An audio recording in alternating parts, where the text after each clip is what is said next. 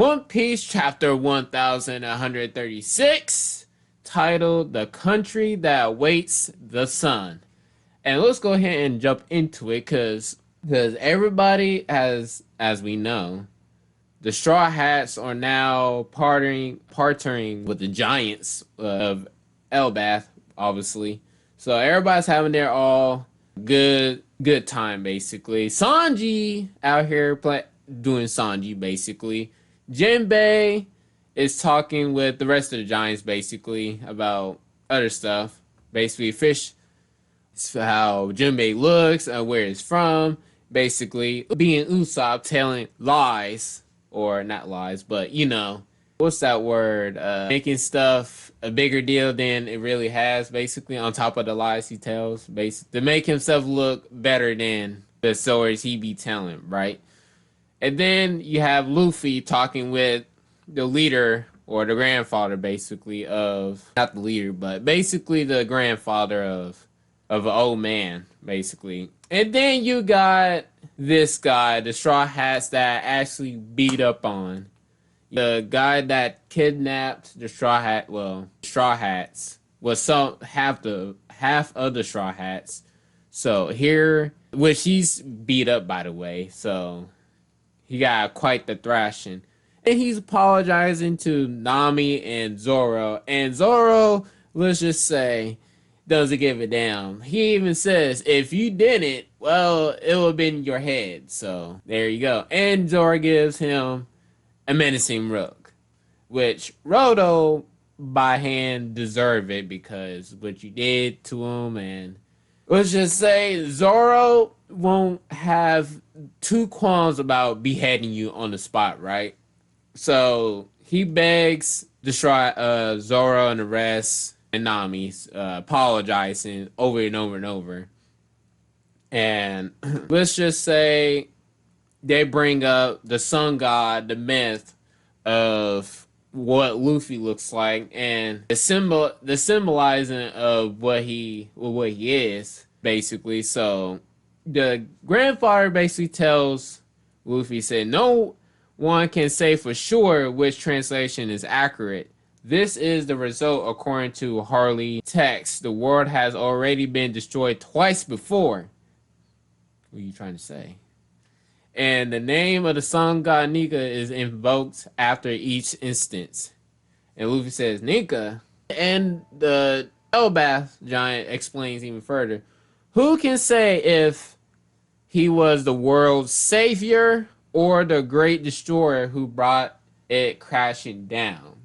So that I want to tie that back to, shoot, I can't remember her name, but it's the one mermaid that gave a prophecy to of Luffy surrounded by flames and destruction, and something about Luffy being the person destroying the world.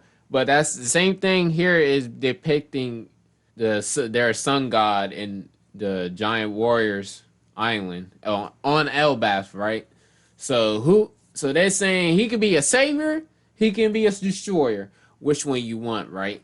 Anyways, he continues. All we know for sure is that he hurls great change. That's why the ruler of Day always tend to fear Nika's return. Nika. And Luffy brings up, well, Bonnie says that I look like Nika. I am Nika, is what Bonnie keeps on telling me. Or that's what Kuma says too. So now the giant says someone the hopeless and desperate turn to for salvation, basically, is the sun god has become a symbol.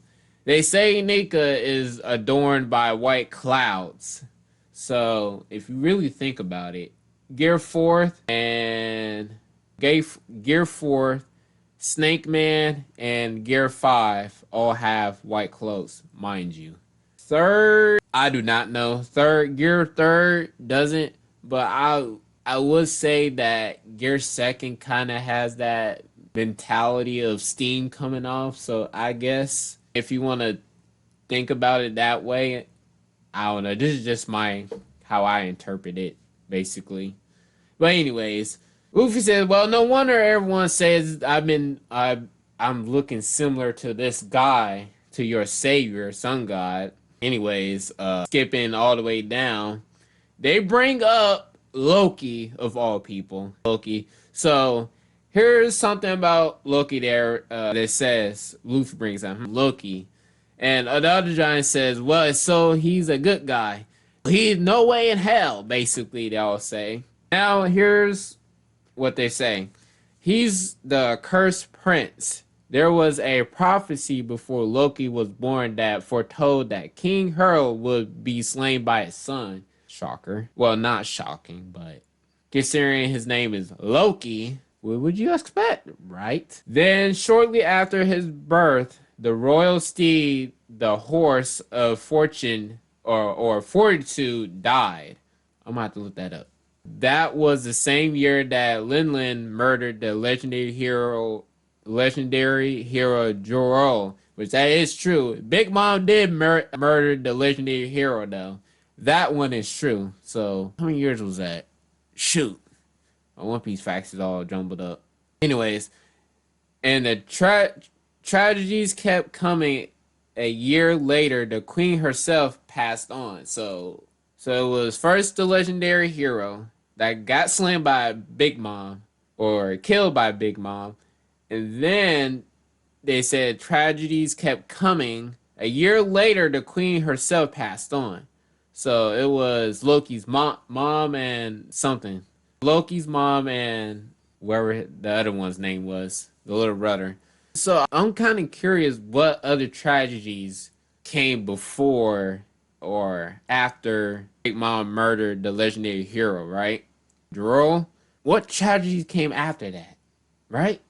I'm kind of curious because it says the tragedies kept coming a year later, right? So what does that mean? What else did something happen? Anyways, they continued. The princeling would go on to use his natural strength to make the realm of the dead his own personal playground, basically. He killed many of those ferocious beasts and tamed the rest. He even released a few into the villages. And that was all by the age of 10. So age 10, he was already OP as hell. So that's saying a lot, right? He was a arsonist on top of that. Loki's mischief and endangered countless lives. So remember what I said about the mythology of Loki and his personality. He's a trickster, basically.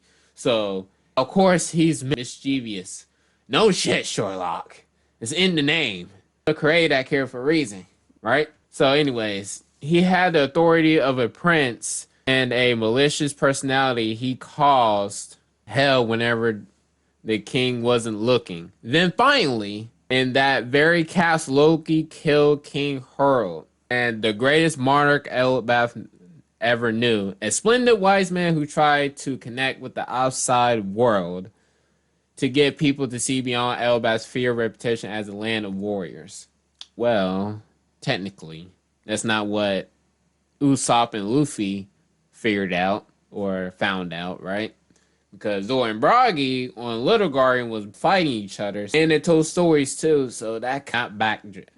Let's just say Luffy and Usopp's expectations went from here to downhill real fast, right? So, anyways, they even said Lord Gerard was stabbed trying to stab Loki. Wait, didn't they say? No. Didn't they say they were... I might be tripping, right? I might be... No, never mind. Anyways... I must be mistaken. Lord Joro was stabbed trying to stop Loki. My helmet. He even says my helmet was even save me in the end, and clearly that the helmet didn't save you for shit. Cause to me it looked like that sword went through the helmet and through your head. Don't know why you're still alive and talking is nonchalantly, but okay then, right? Anyways. He brought up something else too. Loki's reign of terror finally came to an end 6 years ago. He was running amok at sea when red-haired Shanks captured him. And Luffy perks up the word Shanks. Shanks really came here? And they brought up, say he was just here earlier, don't know where he went though. Anyways, you Zoro perks up. So he was here, and next thing he's gone. That don't sound suspicious at all, right? Hell. Anyways, Luffy goes out. Zoro has a little one-on-one talk, right? Anyways, I thought you were acting weirdly on edge early. That explains it. You realize he's a reviled Kingslayer, right? Everything he told you was obviously just a lie. So I knew Luffy was able to keep a damn secret. Shit. So obviously Luffy not kept a secret after all. Come on now. He couldn't keep his mouth closed. I'm pretty sure he told Luffy personally just to keep this between him and Loki. But I said Luffy can't keep a secret worth a damn, right? Anyways, Luffy says he knew where Shanks was. Do you have any idea how badly I want to see him again?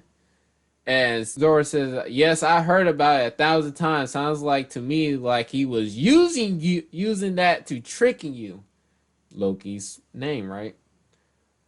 And Luffy says, fires back, how would you know? You had never even met Loki. So you remember Zoro has sixth sense of these types of things. And also he's the second mate of Luffy too. So you gotta remember, Zoro's basically the first line defense of what Luffy says. So if Luffy says go that way, Zoro would immediately object. And who would object to a first mate's orders, right? There's a chain of command, right?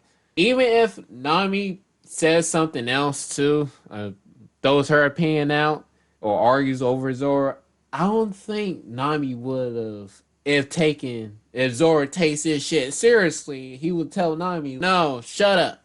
We ain't doing that. First of all, it's too dangerous. There's risk for it, and if you put us in risk, ends up one of us dying, there would be no point, right? So Zoro says, I'm just guessing based off on his reputation, basically. Now Nami comes and perks, so say not perks, but sees those two outside and say, if you're sneaking off to what you think you are, do you seriously expect to find your way there without me, basically? So in hindsight, Nami gets Roto and use Roto basically as a navigation device. So you got Luffy, Roto, and Nami heading towards, well, let's just say just to get the key, right? So they do all of that basically. Now then, here we go with this end of the chapter thing, right? All right. Transitioning over back to the land of the dead. You have Loki sitting there with two intruders. One of them knowing damn well that it's probably Shanks' twin brother, which we don't know. Which I'm trying to keep this under wraps until the second chapter. So, anyways, Loki says, if I understood you correctly, then I'm afraid I'll have to step back and refuse your offer. I'm sure it's an honor to be invited to join your noble knights, but that would make you celestial dragons, right? Do you really expect anyone on this planet to willingly become a scum like that? Interesting enough, this is gonna probably be a separate video, right? Anyways, Shanks' twin brother says, do you have any intel? He's speaking to his subordinate.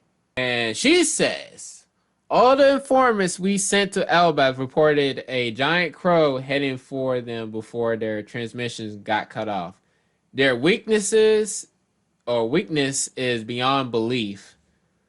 Now, she says, I'm done just standing by and listening. This is the definition of impertinence. And this woman, right? Her name, God's Knight Gonko. Gonko. So now, we got introduced to our first God's Knight, Gonko. And now, it seems like she got a devil fruit, apparently. And it looks OP as hell. Now, she says, I won't let it stand. And Shank's twin brother says, wait a minute, don't be too hasty now.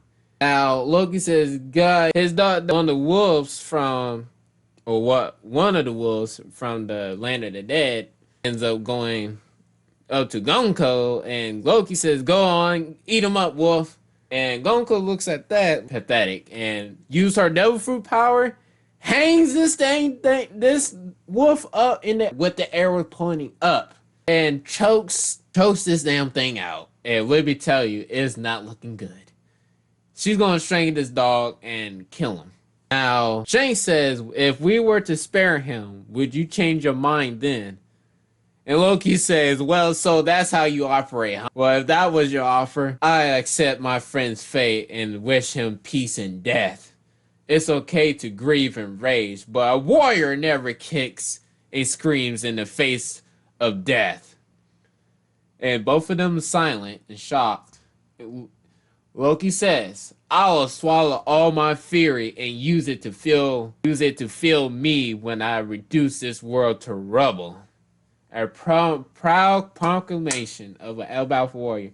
Chapter 11,036 end. Right? So, what do you guys think about this chapter, right? So, I forgot to put this segment in the video, but what do you guys think about the God Knight Gonko? Because let's just say this. She is, let's just say, a major powerhouse. If or whenever, if she wants to kill Loki, she could do it. I mean, unless her partner says otherwise, or her commander says otherwise, right? And with her devil fruit, I'm pretty sure it's up there with other powerful devil fruits that are, you know, kind of broken, you know? But if you like this video, subscribe and like, and comment down below if you think Gonko and the rest of the God's Knights are probably on par with Shanks' twin brother. I mean, if not, then who you think, what kind of devil fruit or other devil fruit users in the God's Knights have? You know, are they also broken as Gonko, or they just hockey, you know, like Garp or Son Goku, kinda, or Roger, by the way, that's another one. Or do they have more hockey control? God level hockey control like Garp, Admiral Garp. See you again and see you next adventure. Laters.